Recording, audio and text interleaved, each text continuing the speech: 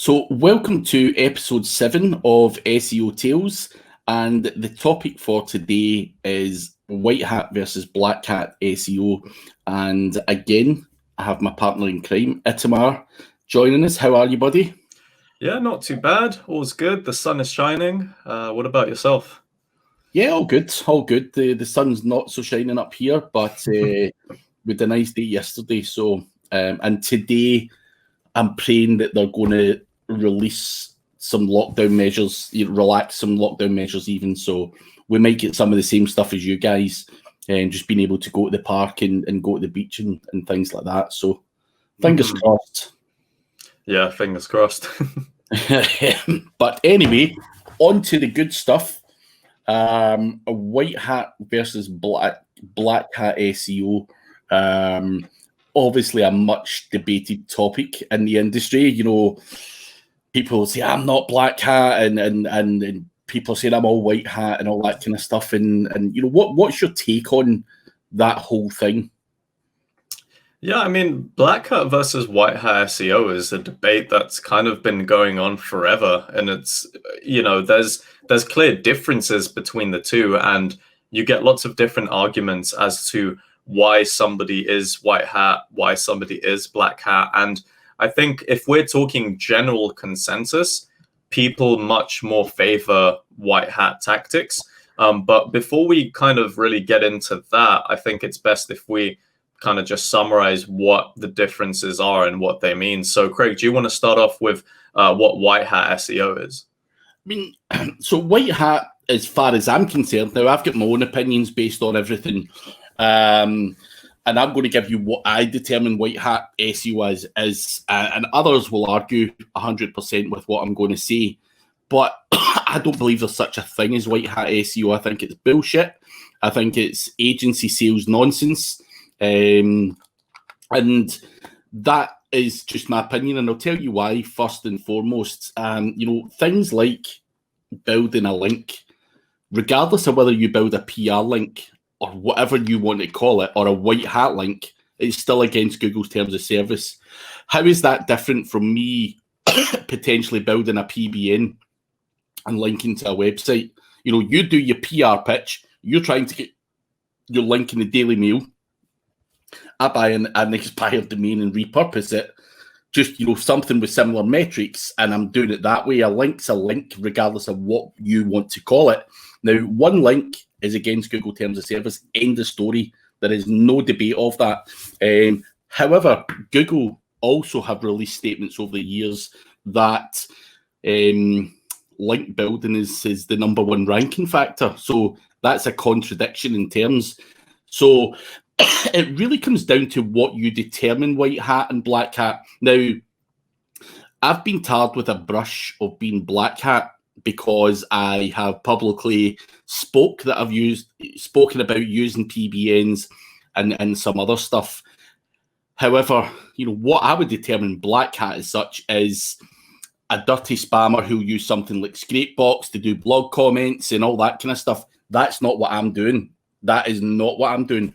I'm doing what works, and it's not as spammy as the black hat that people might think it is. You know, my job for any given project that I work on is to do the best job I can and have longevity. So I would determine, you know, I'm not going to sit here and say I'm white hat, somewhere in the middle. But I don't like the term white hat, because what is white hat? If you're doing everything, or white hat is determined, write some great content and everyone will like it naturally. Now, tell me once when you've ever seen that happen. You know, it doesn't happen. It's bullshit. You know, you're going to retweet it. You're going to ask your mates to retweet it. You're going to, you know, go on webinars to promote some bullshit. You're going to, you know, you're a marketer at the end of the day, and somehow you're going to drop a magnet in there to make people go to that content one way or another, whether you trick them, whether you pay them, you know, whatever it's going to be. So when I say white hat is bullshit, I just think it is. You know, we're marketers at the end of the day, and we're doing something to manipulate something along the way. And whether that's you pitching a PR piece to a journalist, or whether you're buying I'm not saying which one is better than the other, but I can guarantee you that if you look at any website out there that performs in any competitive market, they will be doing some form of black hat SEO, as some people would say. There's no such thing as being able to just write compelling content and everyone links to it naturally. So that's my take on what white hat is. Some people will argue and say that's nonsense and whatnot, and that argument's been going on for years. But everyone's entitled to their opinion. But what I would always do is fight for the black hat corner. I'm not a dirty spammer as such. I would say I'm somewhere in the middle of both. But I mean, what do you think white hat is? I think the kind of justifications around why you don't really think white hat is a thing, does make sense. There are some good points in that. I think when we talk traditional, in terms of the kind of definitions that are spewed about in the community about white hat and what about black hat, is that, well, white hat is being able to do everything naturally. So it involves not paying anyone for anything. It involves not trying to mess around with any kind of like CTR things or any kind of automation. It's all kind of very natural. Things will happen if your content is good enough, which I personally think to some extent that holds true. But I think the circumstances in which it happens are too few to kind of make people believe that if they are just writing content that they can get good results naturally. I don't feel like that's something that you can apply to everyone, because a lot of times there are people who will just write poor content anyway, or don't know how to market their content, and that's obviously very important. So I think even taking white hat, black hat out of the equation, like you need to kind of know what you're doing. You need to know how to market your own content and get it out there, because if you don't, and if no one, if there's either not a care or if no one sees it, then it's like you're just wasting your time. Like, what's the point of even doing SEO? What's the point of even writing content? So it goes back way further than, kind of like before you get into the different colored hats or whatever. But I just feel like more often than not, people will just assume that white hat is kind of doing things naturally, doing things in the way that Google likes. And like you mentioned before, there are contradictions that occur with this. So really and truly, it's hard to determine kind of like what is white hat and what is black hat, because if you're getting these contradictions, it's like, well, how do you know who to believe first and foremost? Like, should you believe everything Google says? I would argue that's not always the kind of best approach, because then it just leads to kind of people just follow. It's like just a bunch of sheep really being herded all about this piece of information, and then they won't change their minds because they'll say, well, Google said this, so it's end of story. And I feel like nowadays we need to be a lot more critical. We need to be doing more experimentations with our own content and kind of testing things out, and challenging, I think, is the most important things, because how are you going to be able to determine what works and what doesn't if you don't challenge what somebody's saying? Like, you might end up getting terrible results, or you might end up doing fantastic. So it's really just down to how the individual is willing to kind of challenge on what is the mainstream and what is being said from the head office, I suppose. Yeah, I mean, what I'll also add to that is, obviously, if you're an agency or a new guy to the industry, you can't go about saying to a client, I'm doing some black hat shit here, come and use my services, because they'll run a mile. So the white hat term, I think, is also used by people to keep the customer calm and stuff like that as well. So I think there's a part for that to play. But what you're saying about challenging and experimentation, I think that's the key part in the whole process.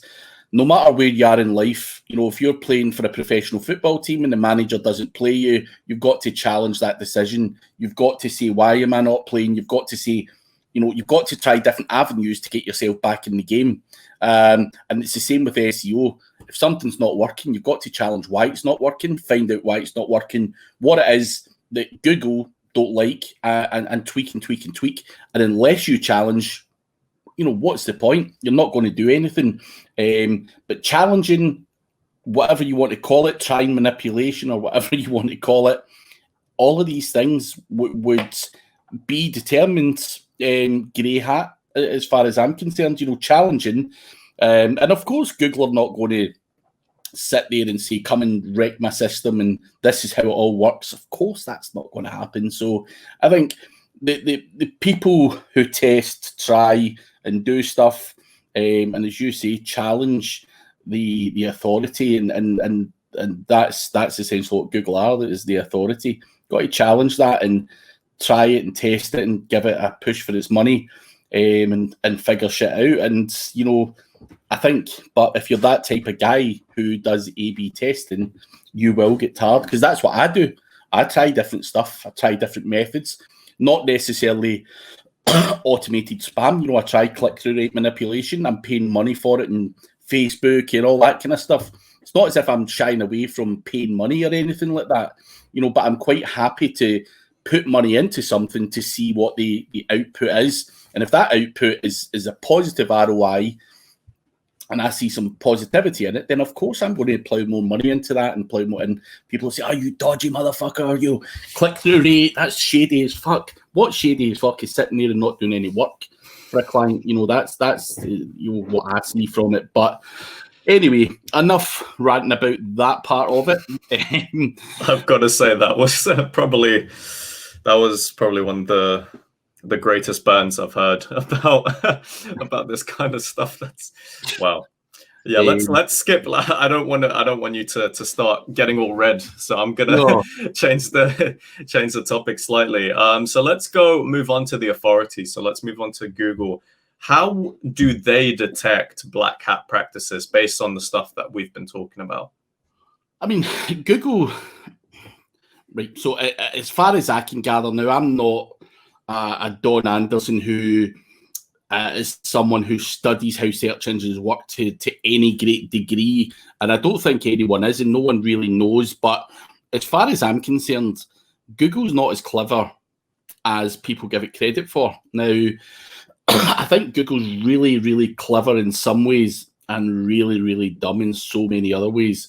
Now, Google clearly is a complex system. It's worth billions of pounds, and in terms of AI being integrated and all these other kind of things in the background, I'm pretty sure it's not far off, being a good system now. However, there's still so many flaws in there, and not just around SEO. Well, kind of around SEO, like GMBs.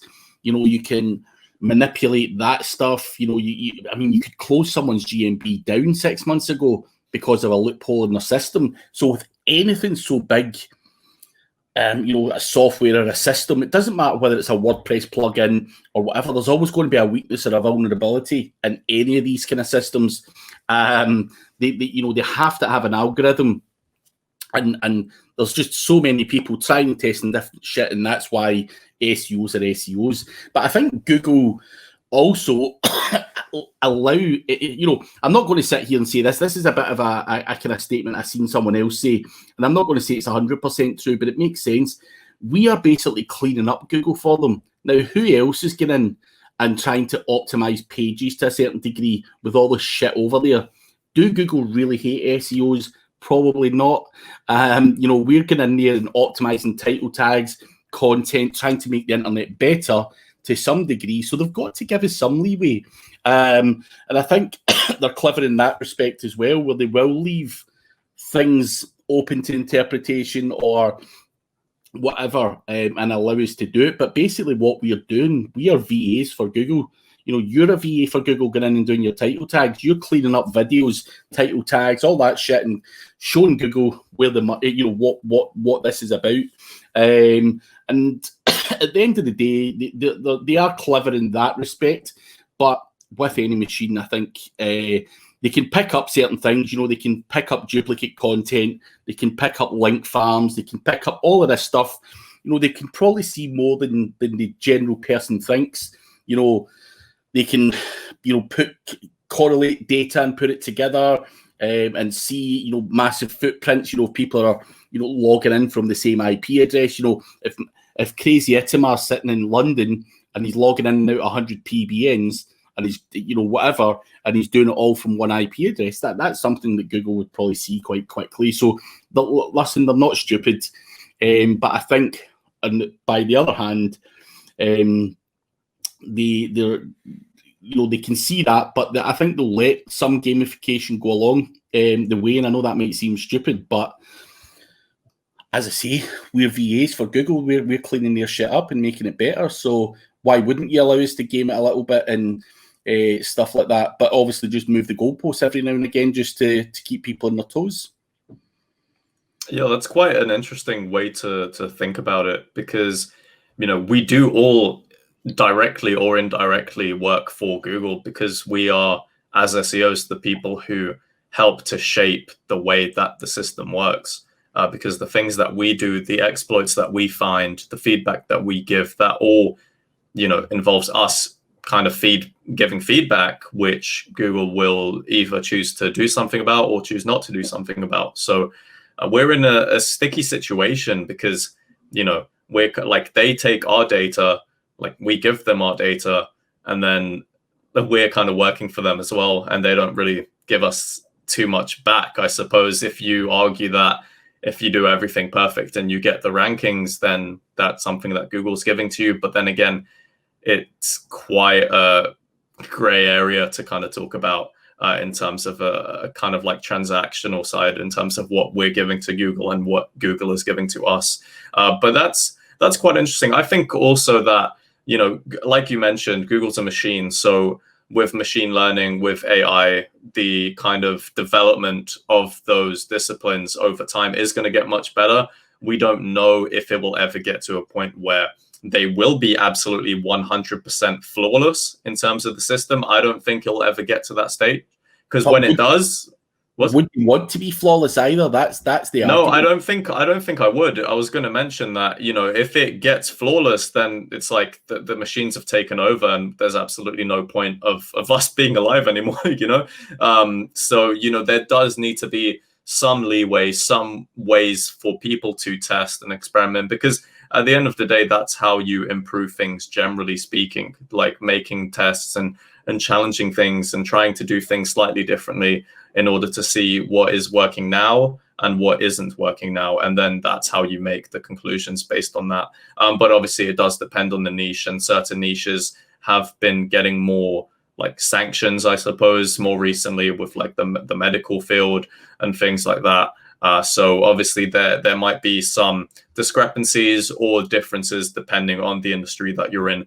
But, you know, at the end of the day, I don't really want Google to be a perfect system. I don't think anyone does, to be honest. Think about what you just said there. You know, the target certain niches. We can't have any old fucking Tom, Dick, or Harry talking about medical stuff on a blog. You know, you have to penalise that shit, because, you know, I go to my doctors and I don't feel well, you know, the doctor will tell you, do not Google your symptoms. Do not fucking Google your symptoms, because every time you Google something, it's going to say you've got some, you know, you're dying. So of course you can't believe what goes on online, and I can totally understand the medic update and eat, you know, especially in that industry. You can't have some random Joe like you or me, you know, spouting out information in terms of, you know, medical advice. You know, what the hell do we know about medical advice? You can't have it. So, you know, Google does things for a reason. And of course, that one makes sense. Why would you let that be gained to you know, by any Tom, Dick, or Harry? You have to have that expert authority and trust, especially in a niche like that. But, you know, selling some bags or some shirts or, you know, earphones or whatever the hell it's going to be, then you don't have to be an expert. So, as you say, they're rightly punishing certain industries, or not punishing, but being stricter in certain industries, and that makes total sense, and is a very clever thing to do. And as I say, not one that I could ever argue with. I wouldn't want to be pushing medical information from some shady doctor that didn't have qualifications, or any, you know, eat stuff get on, you know, newspaper articles or whatever it might be. So yeah, I think that makes total sense. Mm-hmm. Yeah, and I suppose over time, it's going to be, I would say, more stricter on these kinds of things and maybe less stricter on others. But that's kind of something that we can only speculate in terms of right now. But let's move on to the last kind of topic here. And this is about integrating different tactics. So integrating both white hat and black hat tactics. How would you go about that? Is it the kind of gray hat that a lot of people talk about? So how would you go about that? So for me, I think when you start out with any project, you want to do as much of the things you can do properly, white hat, organically, whatever you want to call it. So, you start a project, you get some citations, you start adding content, tweaking your call to actions and user experience on a website, maybe do some paid advertising to drive some traffic in as well initially. And then once you've got a system that actually sells stuff, you can then slightly integrate some other form of tactics, whether that be link building, whether that be, some CTR stuff or whatever you want to do, whatever it takes to manipulate the industry. But I think it's industry specific. If I'm getting into the casino niche, for example, it's going to be a different ball game. You're probably going to start out link building anyway because you're so far behind the competition. So it does come down to the niche, and you probably have to go in more black hat with a niche like casino. But if it's a general builder or something that's got low to medium competition, I think you want to do more things right. And then, if you do more of those things right and you get to, say, position 8 on page 1 for a whole bunch of your search terms, then you might want to just add, 3 or 4 links or 5 links or whatever it takes. And then, you might buy 5 links that might take you up to position 3.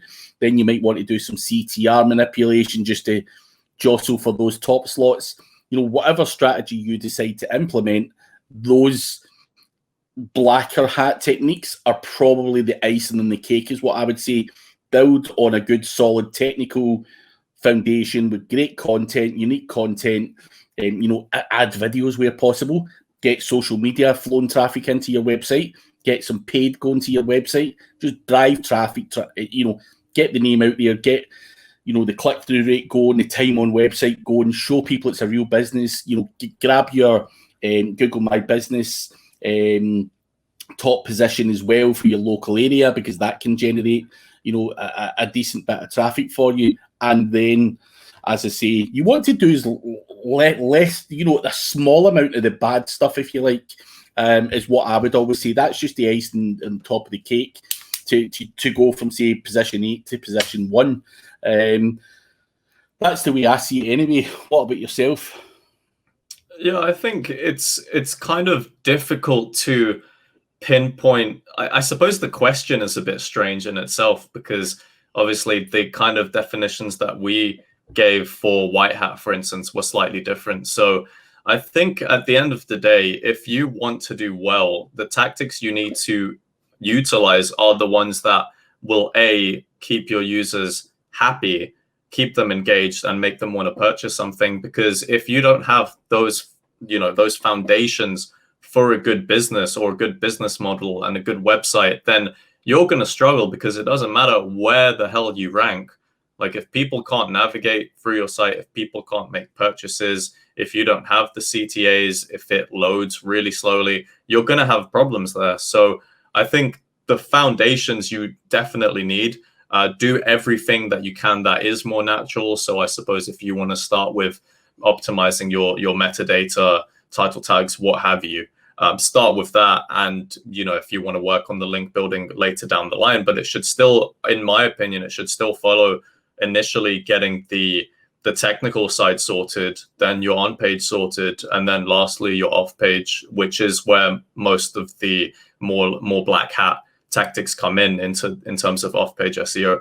That should be the kind of latter stages of your strategy. So, I mean, there's loads of different tactics you can do, but I think definitely get the foundations right first, because if you don't have them, it doesn't matter how much black hat or how much white hat or how much whatever blue, yellow, or green hat you use, it's not really going to make a difference anyway. So that's just how I'd round it up. So is there anything else you want to add to that, Craig? I would just say to anyone else out there, who's considering white hat, black hat, and whatever else, just do what works. Forget the hats and the arguments and the debates. People, regardless of who they are, will delve into greyish hat stuff. I don't care what anyone says. If you put someone in front of me and show me their strategy, I'll be able to tell you that there's grey parts in that if they're doing any real SEO work. But I would forget about the hat thing. It's an argument that I enjoy having, but I hate hearing it because it just, depending on who's arguing and how they're arguing the point, someone's going to say that white hat SEO is the only way forward. They really are not an experienced SEO. That's the bottom line.